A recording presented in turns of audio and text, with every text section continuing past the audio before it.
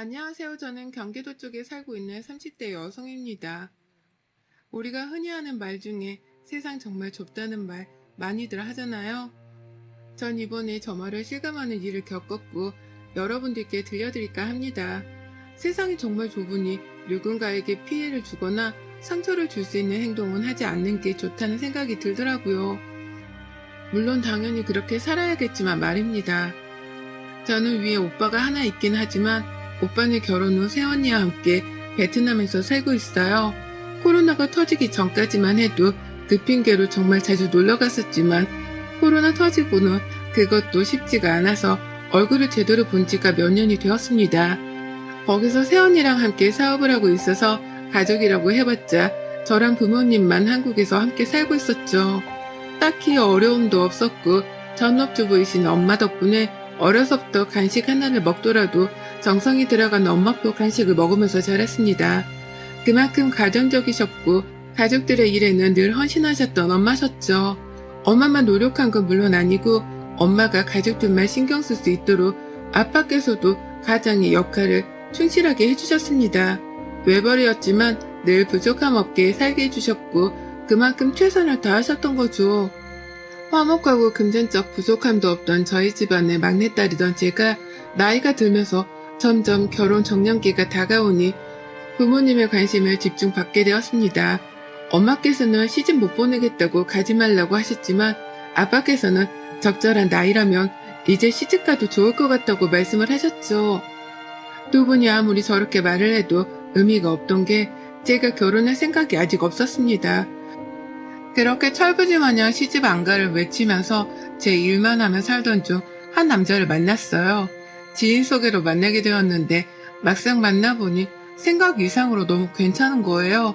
연애 안 한 지도 오래된 상태였는데 이 사람은 보면 볼수록 당장 연애를 시작하고 싶다는 생각이 들었습니다. 몇 번의 만남을 더 이어가다 진지하게 만나게 되었죠.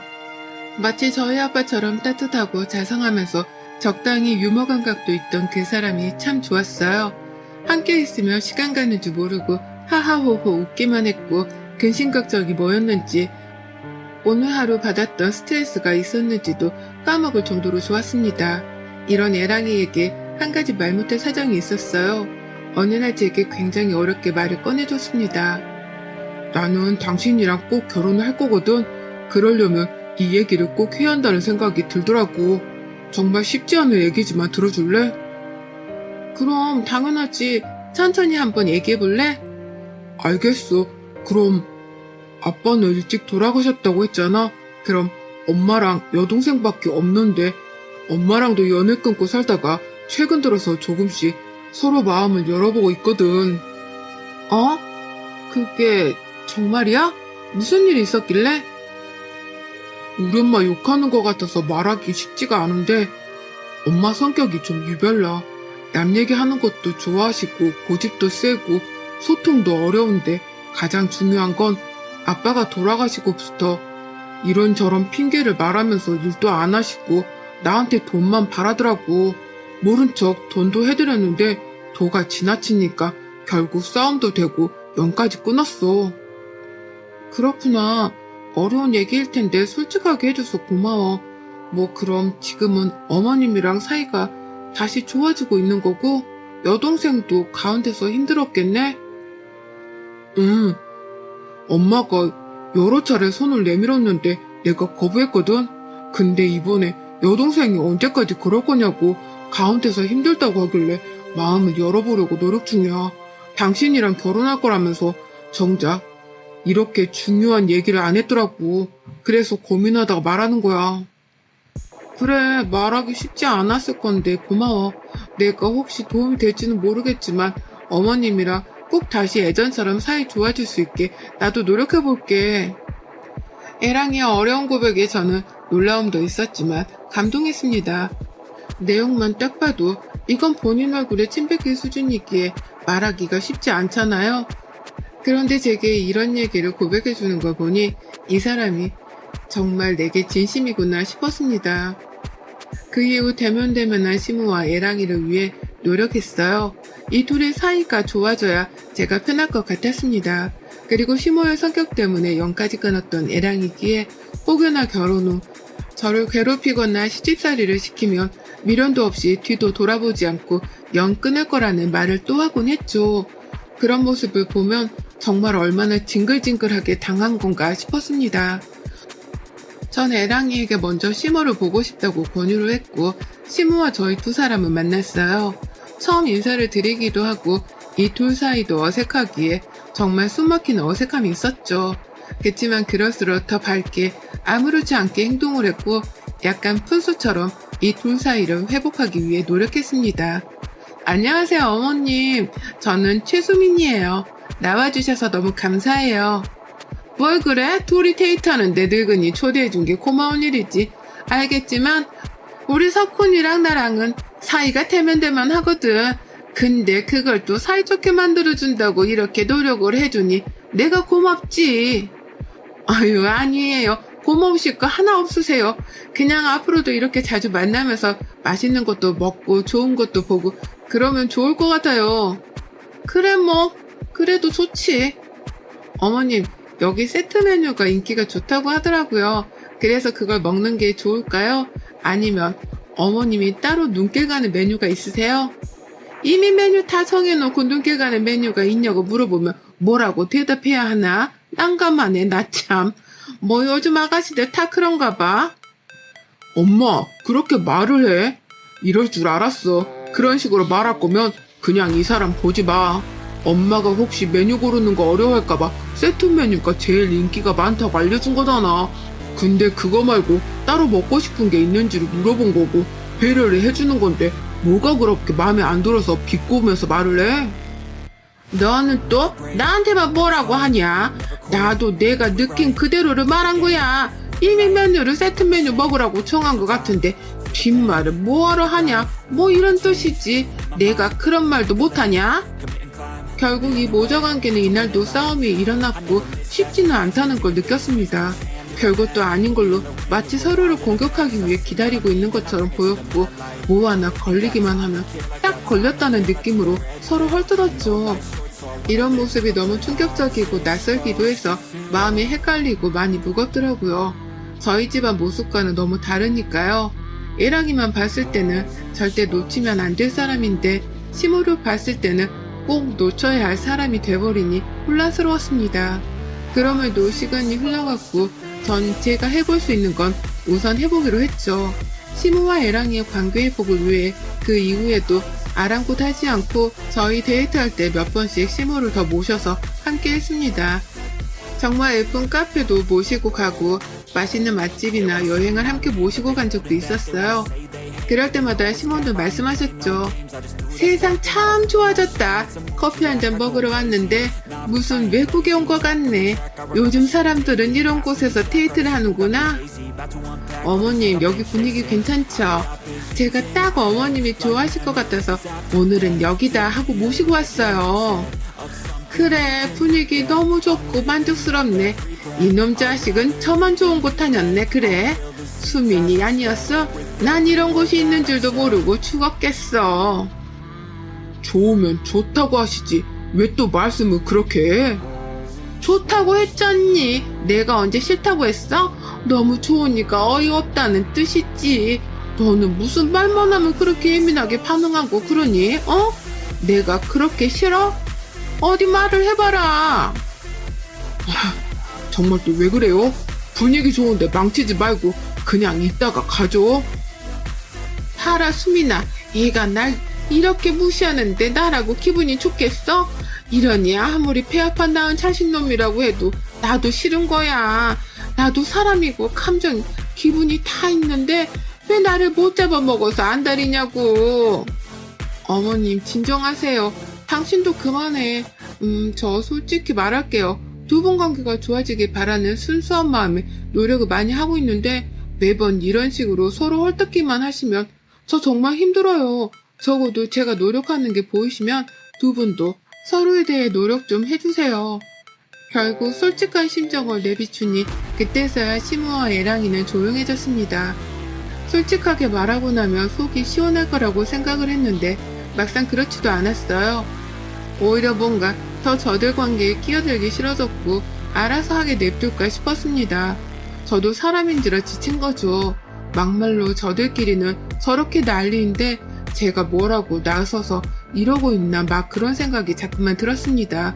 복잡한 마음에 생각이 많았는데 하필 이때 집에 문제도 터졌어요. 멀쩡하시던 아빠께서 갑자기 쓰러지셨고 뇌 쪽에 문제가 생겨 수술까지 받아야 했습니다. 소식을 듣고 헐레벌떡 병원으로 갔는데 이미 수술 중이셨죠. 하필 이때 친오빠는 들어올 수 없는 상황이라 엄마랑 저 둘이서 손을 붙잡고 얼마나 울고불고 했는지 모릅니다. 정말 하늘이 도왔고 아빠께서는 큰 수술을 이겨내시고 무사히 깨어나 주셨어요. 이제 회복만 잘하고 앞으로 관리를 잘해주면 문제가 없다는 말을 들었습니다. 그러나 아빠가 병상에 계시는 동안 집은 완전 비상이었죠.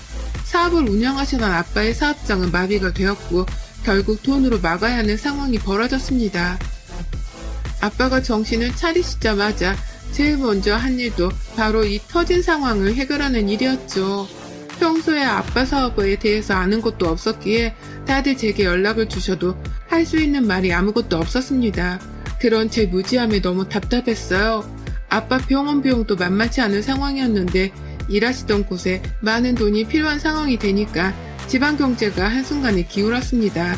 살면서 한 번도 돈 때문에 이렇게 온 가족이 걱정해 본 적이 없었는데 결혼이라는 축복받을 일을 결심한 상황이 터진 일이죠. 결혼이고 나발이고 당장 우리 집부터 살리자는 마음으로 제가 모은 돈을 아빠께 드렸으나 받지 않으셨어요. 이건 결혼자금으로 꼭 남겨두라며 그 돈 있어도 없어도 해결될 거면 되는 거고 해결이 안 될 거면 안 되는 거라고 말씀을 하셨습니다. 결국 한평생을 전업주부로 사셨던 저희 엄마께서는 이 상황을 지켜보고만 있을 수 없다며 일을 하겠다고 하셨어요. 그러나 쭉 주부로 사셨기에 할 수 있는 일이 별로 없으실 거라 혹여나 상처받으실까 걱정이 되었습니다. 엄마, 마음은 알겠지만 너무 고된 일은 안 했으면 좋겠어. 내가 같이 찾아봐 줄게. 성급하게 막 들어가지 말고, 알겠지? 무슨 소리야, 딸. 엄마 일할 곳 정했고 다음 주부터 출근하기로 했어. 엄마 다니는 미용실 원장님이 소개해줘서 공장 가기로 했어. 일도 많이 힘들지 않고 엄마 또래 사람들도 많아서 좋을 거라고 하더라고. 정말? 그래도 공장 일이면 너무 힘들지 않을까? 걱정되는데.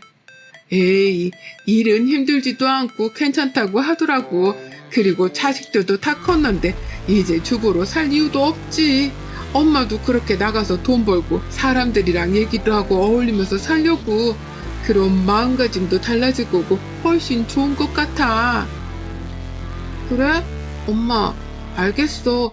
대신 생각보다 일이 너무 힘들면 바로 그만두고 다른 곳 알아보기다. 억지로 참고 하지 말고. 엄마께서는 단골 미용실 원장님의 추천으로 공장에 취직을 하게 되셨습니다. 아무리 일이 힘들지 않다고 한들 전업주부로만 살다가 사회생활을 몇십 년 만에 하시는 거라 너무 걱정되더라고요. 아마 사회초년생 때 첫 출근을 하던 저를 지켜보는 엄마의 심정이 이러지 않았을까 싶습니다. 안 하던 일을 시작하고 힘든 걸 알기에 칼퇴를 하고 곧장 집으로 와서 저녁도 준비하고 집안일도 하면서 엄마의 수고를 덜어주려고 노력했습니다. 엄마께서 정말 잘 적응을 하고 계신 건지 힘든데 억지로 속이는 건 아닌지 걱정이 많았죠. 아빠께서는 퇴원을 하셨으나 집에서 어느 정도 휴식을 취해야 하는 기간이 필요하셔서 하시던 일을 예전처럼 할 수는 없었습니다. 상황이 이러니 힘들어도 참고 하실까 엄마가 너무 걱정이 되더라고요. 이런 표현이 조금 그렇지만 물가에 내놓은 아이를 기다리는 심정으로 매일 엄마가 퇴근하시길 기다렸습니다. 그렇게 기다리다가 엄마가 오시면 엄마의 하루는 어땠는지 물어봤어요. 엄마, 오늘은 어땠어? 일은 정말 괜찮았던 거야? 응, 일은 들은 것처럼 정말 어려울 게 하나 없더라고. 그래서 괜찮아. 대화가 잘 통하는 사람들도 있어서 같이 밥도 먹고 그러고 있어. 아, 정말 다행이네. 그래도 중간에라도 너무 힘들면 꼭 그만둬야 해. 알겠지? 딸이 엄마 걱정해주는 거 너무 고마운데 이제 마음 놓고 너도 예전처럼 너 인생 살아. 엄마는 자식 둘이나 낳고 키운 강한 엄마니까 걱정 말고. 내가 좀 유난 떨기는 했지? 그냥 나는 엄마가 힘들고 상처받고 그런 게 싫어서 자꾸만 물어보고 또 물어보고 그랬던 것 같아. 힘들어도 엄마가 이기고 견뎌내야 할 몫이니까 너무 걱정 마. 그렇게 따지면 너 사회 초년생일 때 상사들이 괴롭히고 힘들게 해서 매일 밤 우는데 엄마가 해줄 수 있는 건 없었잖아. 다 똑같은 거야. 엄마는 제게 마음의 짐을 내려놓으라고 따뜻하게 말씀을 해주셨어요. 그렇게 말씀하신 이유가 이해가 가면서도 한편으로는 마음이 무겁기도 했습니다. 그치만 제가 자꾸 이렇게 엄마를 걱정하는 모습을 보이면 아빠께서 오히려 더 미안해 할 것 같다는 생각이 들어서 그 이후부터는 유난을 떨지 않았어요. 그리고 애랑이에게도 집 사정을 다 말한 후 결혼을 조금만 미루자고 했습니다. 애랑이는 당연히 이해한다면서 우선 저희 집이 회복해야 제가 마음이 편해지니 천천히 시간을 갖고 생각하자고 말을 해줬어요. 그 따뜻한 말 한마디에 힘을 얻기도 했습니다. 덕분에 힘을 얻은 저는 새롭게 변한 저희 집에 적응을 하며 다시 예전처럼 일어설 수 있다고 늘 생각했어요. 친오빠는 사업 때문에 들어올 수는 없었지만 돈으로나마 미안함을 표시했고 오빠의 도움으로 조금씩 악화되었던 상황들이 풀렸습니다. 제 돈은 절대 받지 않았던 아빠도 친오빠 돈은 받으시더라고요. 아마 시집도 안 간 딸 돈을 쓰는 건 미안했겠지만 장가도 가서 잘 살고 있는 아들의 도움은 받기 덜 미안하셨겠죠. 조금씩 집안의 사정이 풀려가니 마음이 놓였지만 엄마의 표정은 어딘지 모르게 힘겨워 보였습니다. 신경을 안 쓸래 안 쓸 수가 없었고 전 결국 하루 날 잡고 엄마께 물어봤어요. 엄마, 내가 신경을 안 쓰려고 해도 그렇게 안 돼. 무슨 일 있는 것 같은데 솔직하게 말을 해줄래? 그게 정말 너무 화가 난다, 딸. 어떻게 해야 할지 모르겠어. 사람들도 다 괜찮고 일도 안 힘들어서 좋거든. 근데 유독 한 사람만 엄마를 그렇게 괴롭혀. 없는 소문을 막 만들어서 내가 남자 직원을 꼬시는 여우라고 하지를 않나. 툭 하면 뒤에서 다 들리게 욕하고 정말 미칠 것 같아. 뭐라고? 그 사람 엄마랑 동년배 아니야? 그런데 나이 먹고 할 짓이 그렇게 없어서 직장에서 그런 짓을 한대? 그러니까 말이야. 엄마랑 마음이 맞아서 같이 다니는 직원들이 있는데 굳이 그 직원들을 한 명씩 불러내 내 험담을 그렇게 하나 봐. 우리끼리 사이가 안 좋아지길 바라는 거지. 나 하나 왕따시켜 뭐 하겠다고 그러는지 모르겠는데 소문을 들어보니 늘 그렇대. 꼭 한 사람을 지정해서 괴롭혔고 결국 견디다 못해서 엄청 싸우거나 퇴사하거나 그랬다고 하더라고. 아니, 이유가 있을 거 아니야. 어떻게 이유도 없이 그래? 본인보다 눈에 띄거나 사람들이랑 잘 어울리면 못마땅한가 봐. 엄마는 들어온 지 얼마 안 된 상황에 마음 맞는 사람들도 많이 생겼고 난생 처음 하는 일이라 걱정했는데 칭찬도 많이 받고 그러니까 마음에 안 드나 봐. 말도 안 돼. 그 사람 정신 나간 거 아니야? 엄마, 왜 그걸 당하고 있어? 당장 그만두던가 아니면 들이받아. 그래서 엄마도 고민 중이야. 심적으로 너무 괴롭거든. 한두 번도 아니고 매번 저러니까 죽겠더라고. 아우, 당연하지. 그래서 요즘 얼굴이 안 좋았구나. 알고 보니 엄마를 지독하게 괴롭히던 사람이 있었고 그 사람 때문에 엄마께서는 매일 스트레스를 받고 계셨더라고요. 이 얘기를 듣고 나니까 가슴이 찢어질 듯 아팠습니다. 그 텃세를 부리다 못해 없는 얘기까지 지어내서 한다는 말을 들으니 그 억울함이 어느 정도일지 상상이 되지도 않았어요. 그래도 엄마께서는 끝까지 버틸 거라며 퇴사를 하는 건 그 사람에게 지는 거라 그렇게 하고 싶지도 않다고 했고 전 그런 엄마를 묵묵히 응원하고 얘기를 들어주는 거 말고는 해줄 수 있는 게 없었습니다. 그러던 중 하루는 엄마께서 누가 봐도 많이 운 듯한 모습으로 퇴근하셨어요. 놀란 마음에 엄마께 왜 그러냐고 물었습니다. 엄마, 뭐야? 왜 그래? 무슨 일이야? 딸, 엄마 그냥 다 뒤집고 그만뒀어. 그 여자는 사람도 아니야, 정말. 알고 보니 그 여자가 저희 엄마의 심기를 제대로 건드렸더라고요. 저희 아빠가 편찮으신 걸 알고 그 여자는 남편은 쓸모가 없어져서 집에 나몰라라 두고 남자 많은 공장에 와서 하나 꼬셔가려고 취업을 했다는 소문을 내고 다닌 거죠. 건드리면 안 될 것까지 건드렸고 결국 폭발한 엄마께서는 그 여자와 머리채까지 흔들며 싸웠다고 합니다. 퇴사를 한 엄마는 집에서도 많이 우셨고 아픈 시간을 곁을 지켜드리며 함께 보냈어요. 그 이후 어느 정도 집안 사정도 풀렸고 엄마가 또 상처받는 게 싫어서 그냥 일을 하지 말라고 했습니다.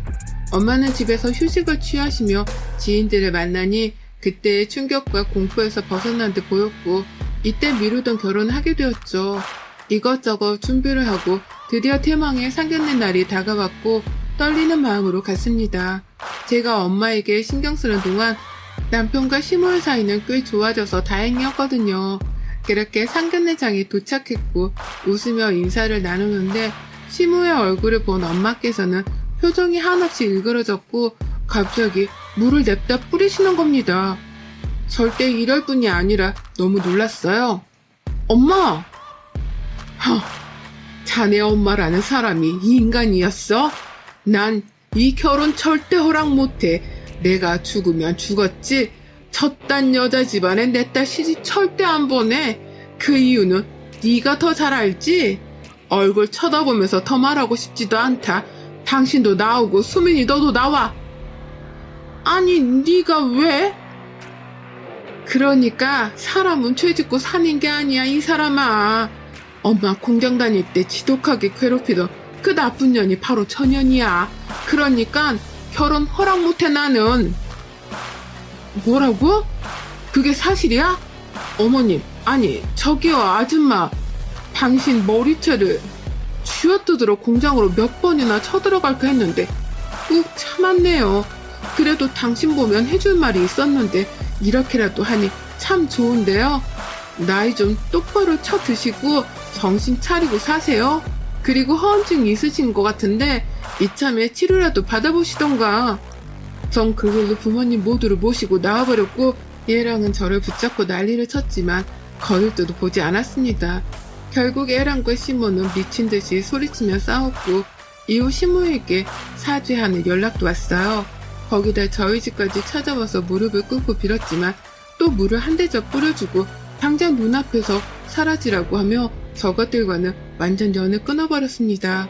애랑이를 진심으로 사랑했고 미래를 함께하고 싶었지만 저런 시모와는 함께하고 싶지 않았기에 전 고민도 없이 끝을 냈어요. 지금 와서 생각해보면 제 인생에서 가장 감정적으로 대처한 일인데 가장 잘한 일이 아닌가 싶습니다. 여러분의 생각은 댓글로 남겨주세요. 오늘도 시청해주셔서 정말 감사합니다.